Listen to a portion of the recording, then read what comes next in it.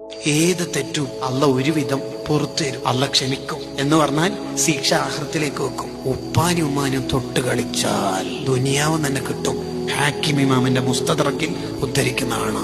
ഉമ്മയില്ലാത്ത പോരങ്ങ ആലോചിച്ച് നോക്കി. ഉമ്മയില്ലാത്ത വീട്, ഉമ്മാന്ന് വിളിക്കാൻ പറ്റിയ ഒരാൾ പോരക്കുണ്ടാവൽ എത്ര വലിയ നിയമത്താണ്. ഉമ്മയില്ലെങ്കിൽ ആ പൊരയില് AC, അടിപൊളി ബാത്റൂം, കുറെ മാർബിൾ, ഗ്രാനൈറ്റ്, ഇതിനെ കൊണ്ടൊക്കെ കാര്യം. ഉമ്മാന്റെ മുഖം നോക്കിയാൽ തന്നെ സ്വർഗല്ലേ. ഉമ്മാന്റെ മുഖത്ത് നോക്കി അജുമ്രം ചെയ്ത കൂലിയല്ലേ. ആ ഉമ്മയില്ലെങ്കിൽ തീർന്നില്ലേ നമ്മളെ വീടിനെന്ത് പ്രകാശമുള്ളത്. അവര് കുറെ കാലം നമുക്ക് വേണം. ഉപ്പന്റെ ഉമ്മന്റെ പൊരുത്തമാണ്.